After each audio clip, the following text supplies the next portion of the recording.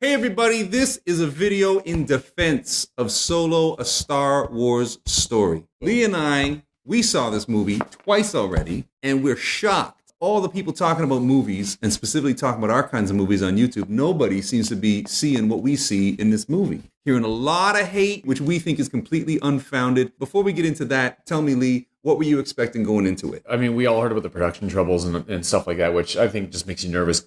There's like stupid rumors too that it's like, oh, they have to bring in an acting coach because this dude's terrible. So it's like, it's just like frightens you going in a little bit. I love Star Wars. And like I've said before, even the prequels, which they're not my favorite, but it's like, I can still appreciate them because it's like, yay, Star Wars. I was just expecting a fun movie. And if I walked out of it like, yeah, that was good, then I was happy. I walked out of it like, holy crap, I love that movie. See, me, I'm actually really hard on the stuff that I love because I hold it to a high standard, right? Like, I want these movies to be excellent. Not just that, I want them to transcend. I want them to be these huge experiences that I'm going to remember and talk about for years to come. And like you said, we were all set up to think this was going to be a stinker, long story short. But then it came out and we watched it and we were exiting the theater after seeing the press screening last week, a couple days before it opened to the general public. And we're like, it was awesome. And some of the reviews have been saying it takes a while to get going, but then it's okay. It's like it was magnetic from literally the first frame. So you've been spending some time on Rotten Tomatoes, getting a sense of sort of what are these critic opinions that are critical of the movie and what they're saying. Hit us with a couple here if you wouldn't mind. Yeah, there was ones that were saying that it's too dark and it doesn't, look like the other movies. And it's like, I was saying, I kind of appreciate that about it. I like that it did have its own look, but it still felt like Star Wars to me. But I like that it was dark because this is like a corner of the Star Wars universe that we've never really seen before. We're not on an Imperial ship that's all nice and shiny and stuff. It's like it's all like a dirty, grimy movie, and it's kind of poor people and stuff. Like Han grew up with nothing. A lot of the people that we see grew up with nothing. It makes sense that it's kind of a darker movie, but it still feels like Star Wars. Yeah, that's exactly what I was thinking when you were just saying that like it looks so different, but at the same time, they've managed to make it feel so much like classic Star Wars for reasons that I'll get into momentarily. You got another one? Besides, like ridiculous things like Chewbacca's too skinny. It's like, don't body shame Chewbacca. Also, he was locked up in a cage and stuff, and he probably wasn't eating very much. So. Well, they did say in the movie he hasn't eaten in 3 days. I'm sure they did that to him a lot. So also, Chewbacca was great in this. More on that later, but suffice it to say, Chewbacca was the best part about it for me. The actor Han does not look similar. And that's okay. Yeah, I mean that's the Daniel Craig does not look like Sean Connery. No. I think that dude was fantastic, and I think everyone that kind of before the movie even came out were attacking him, saying he sucks, which is a thing people do before they see a movie. They like to say it sucks.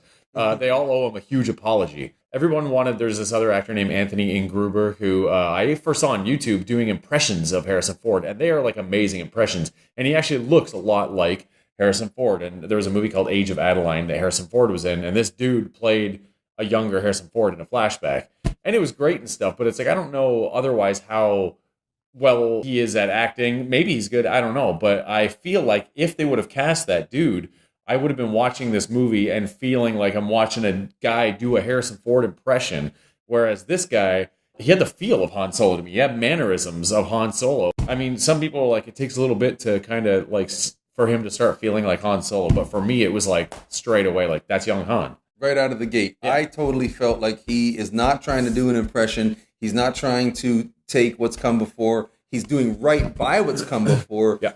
It seems like the actor personally and the group of people making the movie collectively all understood that times have changed and we can't try to do the same thing the same way. We've got to take it in a new direction. We've got to do it and have it be its own thing. Mm-hmm. And they did. So I've got a few of these kind of critical complaints that have blown my mind how anybody could say this about this movie. Somebody said it's boring.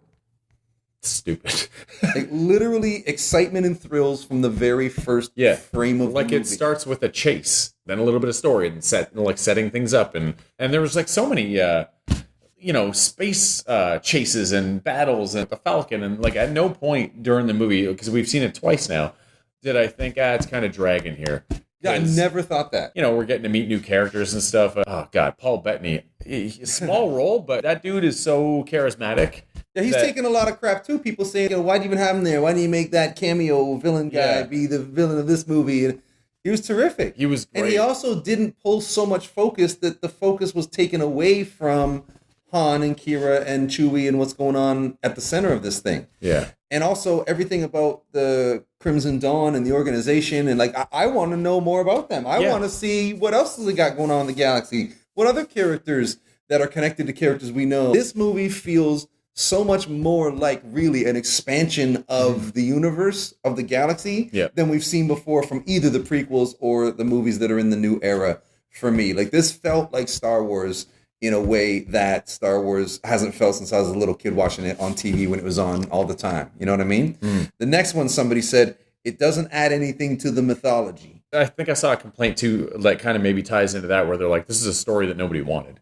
And I've heard that a bunch of times. Yeah, and it's like I've never read the books because I'm pretty sure there was like novels that maybe explain some of Han's backstory, but I didn't know it going in. And I think it's goofy to say that it doesn't add anything because we see where he gets his last name, we see where he comes from, we see where him and Chewbacca meet, and like how he gets the Falcon, and and there's other small kind of ties to other Star Wars things. It was kind of like with Rogue One for me because I loved Rogue One. Well, for me, like The Force Awakens was an instant classic. Rogue One, take it or leave it. Last Jedi, leave it.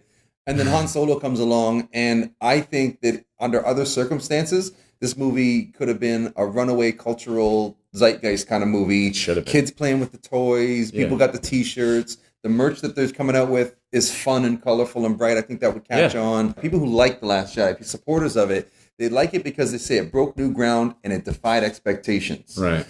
Well, let's talk about breaking new ground and defying expectations. Here's a new Star Wars movie that's going to be authentic to the spirit of the Star Wars that you love, and it's going to feel like that, like it should feel, but there's going to be nothing to do with lightsabers, nothing to do with Sith or Jedi, nothing at all to do with the Force, and none of that. And yet, it's still going to feel authentically like Star Wars. When I'm talking about like that classic style of adventure movie that this looks like it's a perfect expression of, I wonder if that plays to the movie's detriment. This movie is the most like a good time classic adventure story than any of them since the original 1977 Star Wars. And that's because 1977 Star Wars was just a one-off thing by itself. Only after it was a big hit did it turn into the mythology and the expanded universe and the sequels and the franchise that we know it as today. So now we take it back to its roots, and it's just a classic adventure story in this world of mega budget franchises and interwoven intricate plotting between the movies.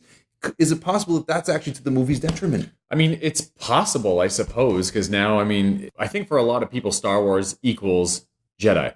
Like, Star Wars has to be a story about Jedis and lightsabers and stuff, and maybe that is a thing that kind of hurt it. It doesn't make sense to me because I loved it, obviously. I mean, it was kind of just like a heist movie. It was just so friggin' fun that I didn't care that there was no mention of the Force or there was no Jedi or Sith or any of that stuff. Because I feel like I'm fine with like the episodes, like the Skywalker saga. I'm fine with those being about all that because that's what we come to expect from that.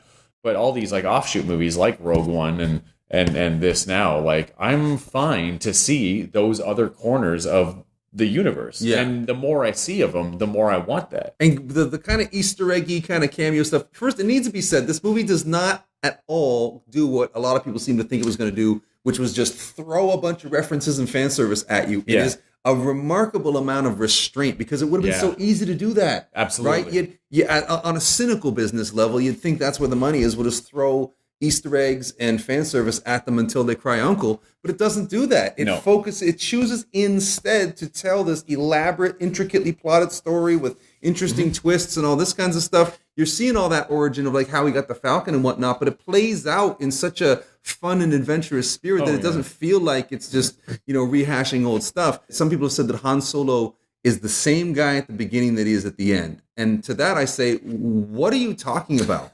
Because the movie starts and he's this punk kid who thinks he knows it all and no one can tell him anything. And over the course of the movie, we see his world expand and his horizons expand. And at each step of the way, we see him thrown out of his comfort zone, looking around, seeing that all these people that ought to know what they're doing have no clue, and seeing the need to assert himself and step up as a leader instance by instance by instance, which builds one upon the next so that by the end, he's had this remarkable series of adventures that has changed him as a person and set him up to be that Han Solo who we love from the original trilogy.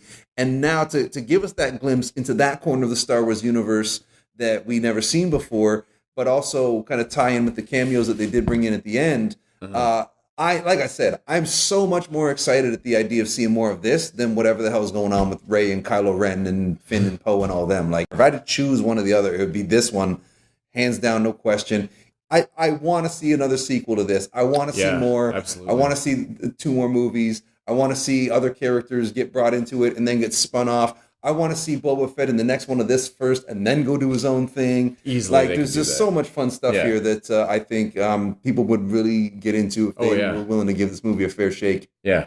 Like, the people that hate Star Wars movies the most are Star Wars fans. And it seems like, unfortunately and weirdly true, it's like, I feel like nostalgia is the new religion, and anything that, like, whatever you grew up with, you know, you hold to your heart. And then anything that comes after that, people immediately want to reject it. And I don't really understand that, especially with a movie like this that just feels so much like those originals and just adds to it. And it makes me want to watch the original trilogy again with this knowledge of seeing where he came from, where the Falcon came from, where, you know, him and Chewie, how they met. I think that's going to add so much to the original trilogy. It's awesome. No complaints. I loved it. Yeah, terrific. Loved it. Highly recommend. Can't wait to watch it again. Yeah. I hope kids watch it and get a lot out of, you know, the swashbuckling style, old-timey adventure movie that it is, updated and twisted for a new era. I love it. Yep. Well, that's what we got to say to you folks. Go watch Solo, A Star Wars Story. I mean, at the end of the day, it's just entertainment. But in this particular case, the vitriol and people having a good time ripping it was just something that I felt like, you know what? We got to make our voices heard on this issue. And what's wrong with entertainment? Nothing. It's fun. Right. And on that note, thank you for watching. And let's go watch Empire Strikes Back. Thrust it. Hit it. Hyperspace.